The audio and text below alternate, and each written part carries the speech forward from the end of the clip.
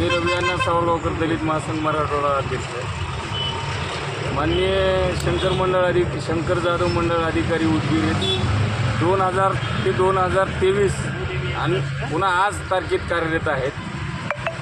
माननीय नायब तहसीलदार कौसर अली साहेब यांनी 2 जानेवारी 2024 रोजी शंकर जाधव यांची चौकशी करून तसा अहवालाची एक प्रत माझ्या संघटनेला व माननीय जिल्हाधिकारी व माननीय तहसीलदार यांना सादर केली.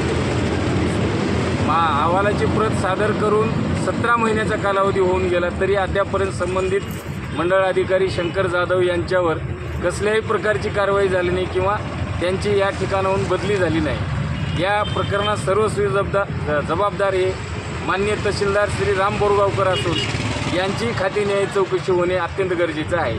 जोपर्यंत मंडळ अधिकारी शंकर जाधव यांची तालुका उदगीर येथून बदली हकालपट्टी होत नाही तोपर्यंत आमचे आंदोलन चालूच राहणार.